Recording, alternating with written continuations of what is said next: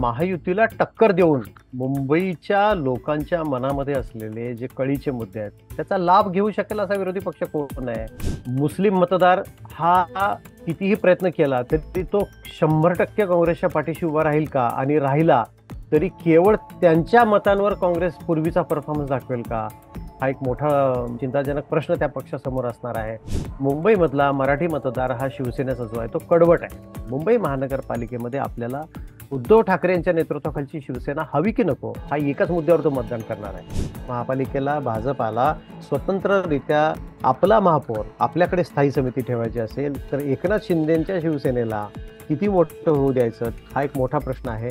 मुंबई महानगरपालिका ही जिंका किंवा मरा अशा अवस्थेत लढावी लागणार आहे उद्धव ठाकरेंना. कारण मुंबई महानगरपालिकेवरची त्यांची पकड सुटली तर पुढचं राजकीय गणित त्यांचं खूपच अवघड होऊन जातं.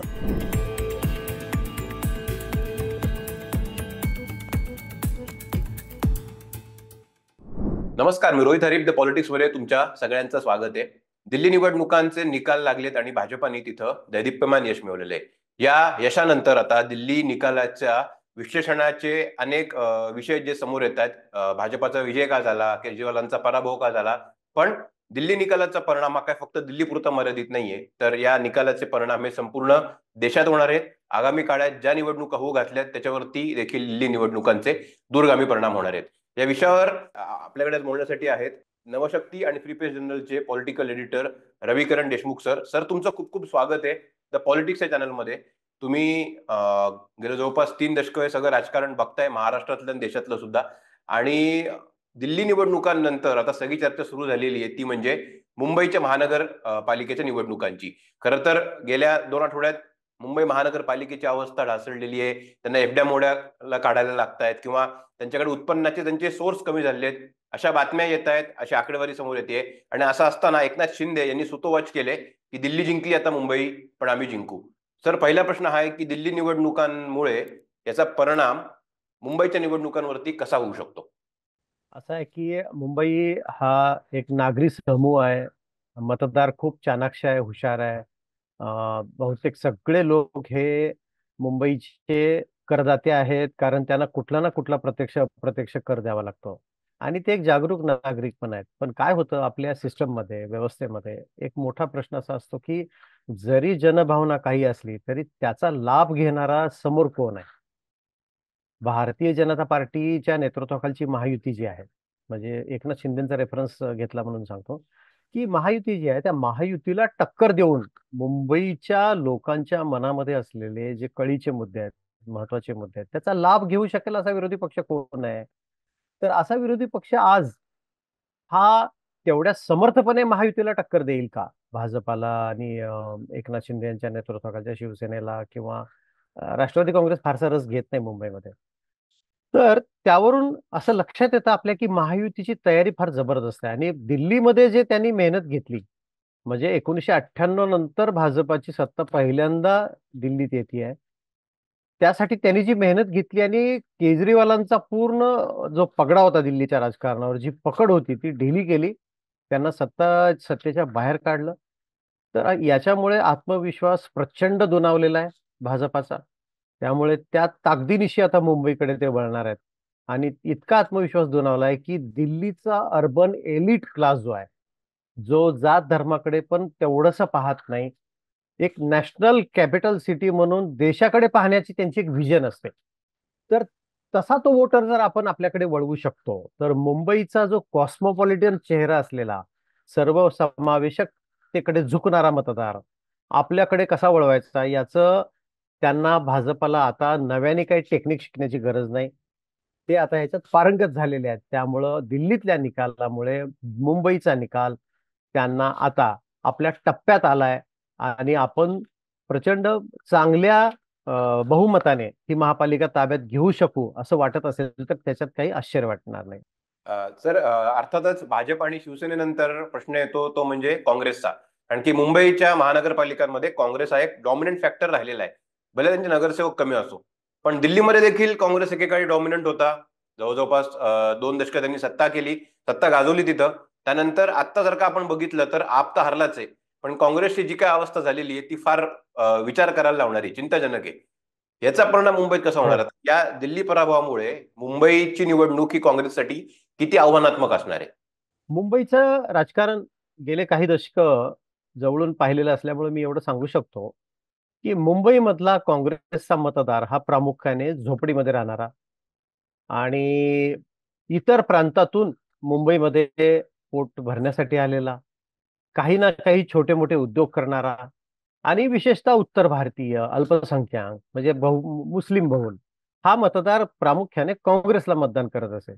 आणि शिवसेनेची मदार म्हणजे पूर्वीच्या शिवसेनेची, आताच्या विभक्त नाही, पूर्वीच्या शिवसेनेची मदार ही कायम मराठी मतदार, चाळीतला मराठी मतदार. त्याचे प्रश्न, त्याला जी अस्तित्वाची भीती वाटत असते नेहमी की ह्या मुंबईच्या कॉस्मोपॉलिटन चेहऱ्यामध्ये आपण हरवून जाऊ की काय आणि मुंबईवरचा आपला पगडा कमी होईल की काय, आपल्याला परप्रांतीयांच्या समोर टिकाव लागणार नाही आपला, असं वाटणारा मतदार हा शिवसेनेकडे होता.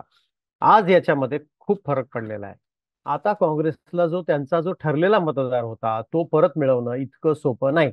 म्हणजे आता मुंबईमध्ये वर्षा गायकवाड निवडून आल्या, तो मतदारसंघ इतका संमिश्र बहुभाषिक आहे की एकीकडे विलेपार्ले सारखा उच्चभ्रू भाग आहे, तर दुसरीकडे त्यांच्याकडे चांदिवली सारखा एक अत्यंत संमिश्र असा मतदारसंघ आहे. तिसरं त्यांच्याकडे वांद्रे पूर्व सारखा मतदार आहे की जिथे झोपड्या पण आहेत आणि बीकेसी सारखा परिसर पण आहे, म्हणजे बांद्रा कुर्ला कॉम्प्लेक्स. अशा ठिकाणी काँग्रेसनी जर जागा जिंकली असेल तर ती शिवसेनेमुळे, म्हणजे उद्धव ठाकरे यांच्यामुळे ती जागा जिंकली. कारण त्यांना मानणारा जो मराठी मतदार होता तो वर्षा गायकवाड यांच्या पाठीशी उभा राहिला. आज हीच परिस्थिती मुंबईमध्ये काँग्रेस दाखवेल का? कारण आता काँग्रेस आणि शिवसेना सोबत लढण्याच्या मनस्थितीत नाहीत, असं एकंदरीत वातावरण आहे मुंबईमध्ये. उद्धव ठाकरेंच्याकडून असे संकेत दिले जात आहेत की आता आपण स्वतंत्र लढायला हवं, मुंबईमध्ये आपण काँग्रेस सोबत लढायला नको. असं जर झालं तर काँग्रेसची पंचायत सगळ्यात मोठी कुठे होईल? एकतर उत्तर भारतीय मतदार आता भारतीय जनता पार्टीकडे अधिक झुकलेला आहे, गुजराती मतदार भारतीय जनता पार्टीकडे झुकलेला आहे, मुस्लिम मतदार हा कितीही प्रयत्न केला तरी तो 100% काँग्रेसच्या पाठीशी उभा राहील का? आणि राहिला तरी केवळ त्यांच्या मतांवर काँग्रेस पूर्वीचा परफॉर्मन्स दाखवेल का? हा एक मोठा एक चिंताजनक प्रश्न त्या पक्षासमोर असणार आहे. त्यामुळं काँग्रेसची अवस्था आज मुंबईमध्ये अतिशय नाजूक आहे रोहित.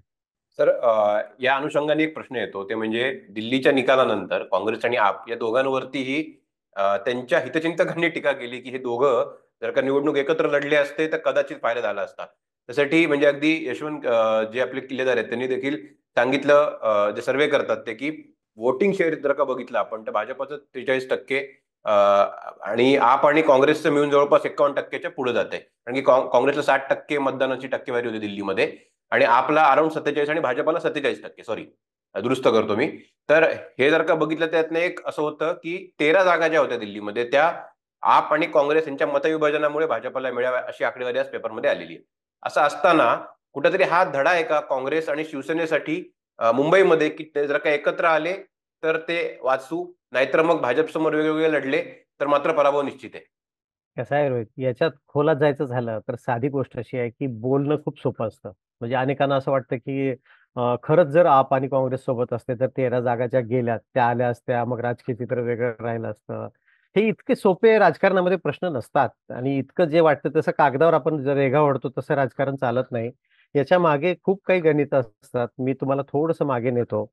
आपची वाढच मुळी भारतीय जनता पार्टीच्या थोड्याशा अदृश्य हातामुळे आणि काँग्रेसच्या विरोधामुळे झालेली आहे. उदाहरणार्थ दिल्लीमध्ये काँग्रेस मजबूत होती, 13 वर्ष गव्हर्नमेंट चालवलं, शीला दीक्षित हा त्या पक्षाचा प्रमुख चेहरा होता. दिल्लीत काँग्रेसचं बस्तान जर उठवायचं असेल तर ते भारतीय जनता पार्टी एकटं न उठवतात, त्याला आपला जर पुढं पुढं आली आप तर ते उठू शकतं. असं कुठेतरी काहीतरी गणित झालं, आप पुढे आली, काँग्रेसचं बस्तान उठलं. पंजाबमध्ये अकाली दलासोबत वर्षानुवर्ष भाजप राहिली राजकारणात. भाजपाने पंजाबमध्ये कधी लक्ष दिलं नाही. कारण अकाली दल त्यांना तितकं लक्ष घालूच देत नव्हतं. मी स्वतः पंजाबमध्ये जाऊन आलोय, काही दिवस राहिलोय, तिथल्या भाजपाच्या नेत्यांशी बोललोय म्हणून एवढ्या आत्मविश्वासाने सांगतो, की भाजपची भूमिका अत्यंत दुय्यम होती. जेव्हा काँग्रेसला पंजाबमधून बाहेर काढायची वेळ आली सत्तेतनं, तेव्हा आपला पुढे चाल देण्यात आली. आप एकट्याच्या बळावर नाही आलेली पंजाबमध्ये. आज आपची सत्ता आहे. गुजरातमध्ये काँग्रेस हा प्रमुख विरोधी पक्ष होता, सत्ताधारी पक्ष होता पूर्वी. तर काँग्रेसचं पुनरुज्जीवन गुजरातमध्ये होता कामा नये. आप अचानक आलं तिथं. आपनी पाहता पाहता डबल डिजिटमध्ये गेलं. आपच्या चांगल्या जागा आल्या. आपली जी मतं घेतली ती आपची मतं ही आपली काही गुजरात म्हणजे भाजपाची मतं नाही घेतलेली, ती काँग्रेसचीच घेतली ना. आता याच्यापेक्षा इंटरेस्टिंग आणखी सांगतो तुम्हाला मी. गोव्यात आप बस्तान बसवेल का? त्यांचं काही स्थान निर्माण होईल का? सर्वांना शंका होती. 6% मतं मिळाली होती त्यांना मागच्या एका निवडणुकीमध्ये. ती 6ची मतं 12च्या पुढे गेली, 12%च्या. त्यांच्या 6 जागा निवडून आल्या. पण त्याच वेळेला मतांचं विभाजन इतकं प्रभावी ठरलं, की 0.8% मतं भाजपला फक्त वाढली मागच्या विधानसभेला 2022ला. पण भाजपच्या 13 जागा निवडून आल्यात एक्स्ट्रा. पण दुसरीकडे 4.9%, थोडंसं माझ्या आकडेवारीत मागे हो. पुढे होईल. तेवढीच मतं काँग्रेसची कमी झाली, पण त्यांच्या 11 जागा कमी झाल्या. कदाचित 11-13 मध्ये माझा थोडा गडबड होईल. तर इतका राजकारणात फरक पडतो. तर म्हणून मला सांगायचंय, की राजकारणामध्ये जितकं आपल्याला समोर दिसतं तेवढं सोपं नसतं. हा अनुभव पाठीशी असताना त्याच काँग्रेसनी आपशी खुल्या दिलाने युती करायला हवी होती का दिल्लीमध्ये? मग काँग्रेसच्या नेत्यांना काहीच वाटलं नसेल का, की आपल्याला 4-5 राज्यामध्ये आपमुळे फटका बसतोय. तर दिल्लीमध्ये ते आपले मोठे भाऊ आहेत म्हणून त्यांच्या पाठीशी आपण जायचं. मग आपण छोटा भाऊ म्हणून भूमिका घ्यायची आणि मग युती करायची. एकीकडे मतदार म्हणून मलाही असं वाटेल, की जर भारतीय जनता पार्टीसारख्या सगळ्या तुल्यबळ म्हणजे कितीतरी पुढे गेलेल्या प्रतिस्पर्ध्यासोबत लढायचं असेल, तर आपनी आणि काँग्रेसने एकत्र राहायला हवं होतं. पण काँग्रेसच्या भूमिकेत शिरलं, की काँग्रेसच्या भूमिकेत शिरलं, की हे चित्र जे मी मांडतोय ते दिसतं त्यांना. मग ते कसं काय तयार होतील, की आपला मोठं करायचंय का? आपला उद्देश असा असू शकतो का? ह्या सगळ्या त्रांगड्याचा अचूक फायदा भारतीय जनता पार्टीचं कौतुक करायला पाहिजे इथे, की त्यांनी अचूक लाभ घेतला या सगळ्या गोष्टींचा, की आपला विरोधक विस्कळीत आहे. आपला विरोधक एकत्र येऊ शकत नाही. आपल्या विरोधकांसमोर गंभीर प्रश्न आहेत. आपण आपला राजकीय लाभ घ्यायचा आणि कुणीही घेईल, भाजपाच नाही कुणीही घेईल, तो त्यांनी घेतला. दिल्लीमध्ये एक्सलंट परफॉर्मन्स दिला आणि आपला सत्ताभ्रष्ट केला. पण मुंबईचा जेव्हा विचार करतो तेव्हा विधानसभेची आकडेवारी देखील बघितली तर भले उद्धव ठाकरेंच्या शिवसेना पक्षाचे 20च आमदार निवडून आले पण त्यातले 10 मुंबईत आहेत. त्यांचे खासदार जे आहेत ते सुद्धा आज मुंबईतनं त्यांना मेजॉरिटी चंक आहे. म्हणजे त्यांचे जे काही 10 खासदार निवडून आले त्यातले. तर मग असं बघता की ठाकरेंची मुंबईत अजून ताकद आहे ही गोष्ट आपल्याला मान्य करावी लागेल. आकडेवारीच्या बेसिसवरती असेल किंवा एक जनभावनेच्या बेसिसवरती की ठाकरेंना मानणारे, ठाकरे आडनावाला मानणारे गेट्टो मुंबईमध्ये आहेत. मग तो वरळीचा असेल, प्रभादेवीचा असेल, दादरचा असेल. आणि असं असताना आता दिल्लीचा निकाल लागलेला आहे. तर मग दुसरीकडे मी हा मुद्दा का मांडतोय तर दुसरीकडे बीएमसीची जे काही बातम्या येतात गेल्या 3-4 दिवसातल्या की त्यांचे उत्पन्नाचे सोर्स कमी झालेत, आव्हानं बिकट आहेत आणि आता बीएमसी निवडणुका लागणार आहेत. तर मग तुम्हाला वाटतं सर की दिल्लीच्या निवडणुकांनंतर उद्धव ठाकरे त्यातनं म्हणजे त्यातले जे काही परिणाम झालेले आहेत ते बघून तशी रणनीती या मुंबई निवडणुकांना आखतील आणि भाजपाला पर्याय म्हणून उभे राहू शकतात तेवढी ताकद त्यांच्याकडे उरली आहे? उद्धव ठाकरेंकडे मुंबईमध्ये ताकद आहे. 10 जागा एकट्या मुंबईतून निवडून आणणं आणि 10 जागा महाराष्ट्रामध्ये इतर भागातनं विखुरलेल्या अवस्थेत निवडून आणणं ह्याच्यात खूप मोठा फरक आहे. राजकीय दृष्टीने विचार केला तर मुंबईमध्ये आजही ठाकरेंना मानणारा मतदार आहे, की बाळासाहेब ठाकरे यांची पुण्याई आहे शिवसेनेच्या पाठीशी म्हणजे उद्धव ठाकरेंच्या पाठीशी. तो मानणारा मतदार हा एकगठ्ठा मतदार हा उद्धव ठाकरेंच्या पाठीशी उभं राहील, ठाकरेंच्या सेनेच्या पाठीशी उभं राहील असं शिवसेनेला वाटतं. तो मतदार काँग्रेसच्या पाठीशी कितपत उभा राहील याविषयी काँग्रेसलाही शंका वाटते आणि शिवसेनेलाही वाटते, की आपण हा मतदार काँग्रेसला का द्यायचा? कारण मुंबईचा प्रश्न आहे. मुंबई महानगरपालिका ही जिंका किंवा मरा अशा अवस्थेत लढावी लागणार आहे उद्धव ठाकरेंना. कारण मुंबई महानगरपालिकेवरची त्यांची पकड सुटली, तर पुढचं राजकीय गणित त्यांचं खूपच अवघड होऊन जातं. त्यामुळं आपला मतदार ते दुरावू इच्छिणार नाहीत आणि मुंबईमधला मराठी मतदार हा शिवसेनेचा जो आहे तो कडवट आहे. तो काँग्रेसच्या विरोधात तयार झालेला आहे. त्याला काँग्रेसबद्दल फारसं प्रेम नाही. हे कुणी किती म्हटलं तरी ते स्पष्ट आहे. त्याच्यामुळे लोकसभेचा विचार तो महापालिकेला करणार नाही. विधानसभेचा विचार तो महापालिकेला करणार नाही. मुंबई महानगरपालिकेमध्ये आपल्याला उद्धव ठाकरे यांच्या नेतृत्वाखालची शिवसेना हवी की नको हा एकाच मुद्द्यावर तो मतदान करणार आहे. त्यामुळेच बहुधा उद्धव ठाकरेंच्या शिवसेनेने असा निर्णय घेतलाय आणि बहुधा ते करतील असं दिसतंय, की आपण एकट्याने लढायचं. तो त्यांचा राजकीय स्वार्थ आहे. दुसरा कुठलाही पक्ष असता तर हाच स्वार्थ केला असता. काँग्रेसला मात्र काँग्रेसला उलट गरज आहे. म्हणून काँग्रेसने काही टोकाची प्रतिक्रिया दिली नाही, ही अशी विधानं आल्यानंतर, की "हो, हो, ठीक आहे. आम्ही पण वेगळे लढू. आम्हाला गरज नाही शिवसेनेची." असं नाही म्हटलेलं त्याने. असं ते म्हणू शकत नाहीत. अशा त्या पोझिशनमध्ये ते नाही आहेत कारण त्यांचा मतदार हा, जसं मी मगाशीच सांगितलं की तो विखुरला गेलाय. आता शिवसेना सोबत राहिली तर त्यांना थोडा बहुत लाभ काही ठिकाणी होऊ शकतो. शिवसेना सोबत नाही राहिली आणि ते एकटे लढले तर भारतीय जनता पार्टीच्या नेतृत्वाखालची महायुती, म्हणजेच त्याच्यात एकनाथ शिंदे पण येतील, कदाचित मनसे पण सामील होईल. आजच देवेंद्र फडणवीसांनी राज ठाकरे यांची भेट घेतली. अर्थात अशी भेट काय केवळ चहापानासाठी नसते. राजकारणी भेटतात म्हणजे काय चला चौपाटीवर फिरायला जाऊ असं म्हणत नसतात, त्यांचं राजकारणच बोलतात. अशा वेळेला समोर एवढी ताकदवान हे असताना काँग्रेसचा निभाव कसा लागेल ह्या मोठ्या फाईटमध्ये? उद्धव ठाकरे विरुद्ध महायुती, मनसे, आणि मग याच्यात काँग्रेस कुठे राहील? म्हणून काँग्रेस समोर मोठा प्रश्न आहे. आणि दुसरी एक बाजू मांडण्याचा जो प्रयत्न तुम्ही केला की मुंबई महानगरपालिकेची स्थिती काय, मुंबई महानगरपालिका हा एक स्वतंत्र चर्चेचा विषय आहे. राजकारण आणि त्यातल्या अडचणी मुंबई महापालिकेच्या ह्या दोन्हीची गल्लत केली तर चर्चा आपली खूप लांबत जाईल. पण मी थोडक्यात सांगतो. मुंबई महापालिकेसमोर गंभीर समस्या आहेत. मुंबई महानगरपालिकेसमोर नव्याने उत्पन्न वाढवण्याचे मोठे आव्हान आहेत की उत्पन्न कसं वाढवायचं. मुंबई महानगरपालिकेचा खर्च प्रचंड वाढतोय. मुंबई महानगरपालिकेकडे कोस्टल रोड सारखी जबाबदारी आहे. आणखी त्यांना नव्याने एक कोस्टल रोड वर्सोवा ते विरारपर्यंत उभारायचं. त्यांचा मुंबई महापालिकेचा टप्पा जो आहे तिथपर्यंत चॅलेंज आहे, म्हणजे दहिसरपर्यंत. त्याच्यासाठी काही हजार कोटी रुपये लागणार आहेत. मुंबई महानगरपालिकेला MMRDने काही रस्ते देऊन टाकलेत की आम्ही बांधले, आता घ्या तुम्ही. रस्ते घेऊन टाकणं म्हणजे रस्त्याची देखभाल ही वर्षाला काही कोटींमध्ये जाते, कारण त्याची डागडुजी असते, खड्डे बुजवणं असतं, डिवायडर्स असतात, आजूबाजूला सौंदर्यीकरण असतं.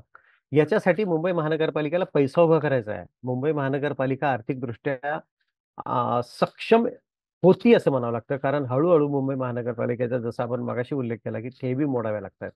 तर भविष्यामध्ये यापेक्षाही गंभीर प्रश्न उभे राहू शकतात. त्यामुळे महापालिकेचे एवढे जरी प्रश्न असले, नागरिकांच्या अपेक्षा ही महानगरपालिका पुरी करू शकते की नाही याविषयी जरी प्रश्नचिन्ह असलं, तरी त्या वातावरणाचा अचूक लाभ घेऊन महापालिका सक्षमपणे आम्हीच चालवू शकतो असं सांगून महायुतीला टक्कर देणारा पक्ष पाहिजे. मग मुंबईकरांना वाटेल की चला आपण विश्वासाने महापालिका यांच्याचकडे सोपवूया आणि महापालिका ही चांगल्या पद्धतीने काम करेल, जी अपेक्षा एक नागरिक म्हणून, करदाता नागरिक म्हणून आपली आहे, ती महापालिका आपली पुरी करेल. हा एक वेगळाच राजकीय विचार आहे. आपण बघूया की सध्या तरी हे भांडण जे आहे महायुती विरुद्ध उद्धव ठाकरे, या भांडणात महापालिकेच्या हिताचा विचार नेमका कसा पुढे येतो ते जसजशी निवडणूक समोर येईल तसं कळेल आपल्याला. रोहित. सर, शेवटचा प्रश्न घेतो. एकनाथ शिंदे यांनी दिल्ली निवडणुकांनंतर लगेच घोषणा करून टाकली की आता मुंबई पण आम्ही जिंकू. खरं तर ह्याच्या मागं राजकारण मोठं आहे. एकनाथ शिंदे आणि भाजप हे एकत्र निवडणूक लढवतील का मुंबई महानगरपालिकेला, ह्याच्यावर अजून प्रश्नचिन्ह आहे. आणि दुसरीकडे ठाकरेंचं आव्हान मोठं आहे. तर कुठेतरी मग शिंदेंनी ह्याच्यामध्ये अशी घोषणा करून कुठेतरी एक आघाडी घेतलेली आहे की बघा मुंबईमध्ये की प्लेअर मी असणार आहे, एकनाथ शिंदे स्वतः आणि त्यांची शिवसेना. असं काही आहे?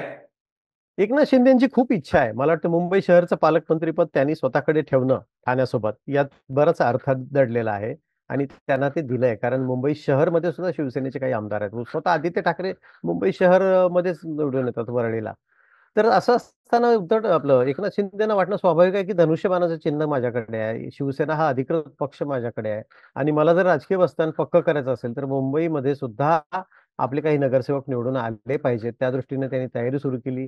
मागे त्यांनी रामटेक बंगल्यावर एक बैठक सुद्धा घेतली मुंबईतल्या सगळ्या पदाधिकाऱ्यांची आणि माजी नगरसेवकांची. त्यांनी त्यांची तयारी सुरू केली आहे. पण त्यांना मोठं होऊ द्यायचं का, त्यांना प्रमुख वाटेकरी होऊ द्यायचं का, याचा विचार भाजपा नक्कीच करणार. आज भाजपासमोर अजित पवारांना मोठं होऊ द्यायचं की नाही मुंबईमध्ये हा प्रश्नच नाही, कारण अजित पवारांनी स्वतःची भूमिका मर्यादित करून घेतलेली आहे. ती विधानसभेतच कळली की त्यांना मुंबईमध्ये फार रस नाही. त्यामुळे महापालिकेला, भाजपाला स्वतंत्ररित्या आपला महापौर आपल्याकडे स्थायी समिती ठेवायची असेल तर एकनाथ शिंदेच्या शिवसेनेला किती मोठं होऊ द्यायचं, त्यांना किती मोठा वाटेकरू तयार करायचा त्यांच्या रूपाने, हा एक मोठा प्रश्न आहे. आणि एकनाथ शिंदे यांच्या समोर सुद्धा मोठा प्रश्न आहे, कारण त्यांना मानणारा मतदार व्यक्तिशः एकनाथ शिंदेना मुंबईमध्ये तितकासा नाही, हे सत्य आहे. मुंबईमध्ये ठाकरेंना ओळखणारे खूप लोक आहेत, पण एकनाथ शिंदेचं नेतृत्व हे ठाण्यात सिद्ध होतं. मुंबईमध्ये ते कितपत सिद्ध करू शकतील स्वतःला, हा एक मोठा प्रश्न आहे. अर्थात त्यासाठी ते प्रयत्न करतायत, हेही एक बाजू आहे. नक्कीच सर. तुम्ही वेळ दिला आणि खूप त्याला म्हणतो आपण की प्रकाश टाकणारं असं विश्लेषण आपलं झालं. प्रेक्षकांना माझ्या पॉलिटिक्सच्या विनंती आहे की तुम्ही जर का व्हिडिओ बघत असाल तुमच्या प्रतिक्रिया जरूर कमेंट बॉक्समध्ये नोंदवा आणि द पॉलिटिक्स चॅनलला सबस्क्राईब करायला विसरू नका. सर, खूप खूप धन्यवाद पुन्हा एकदा. थँक्यू. धन्यवाद. थँक्यू.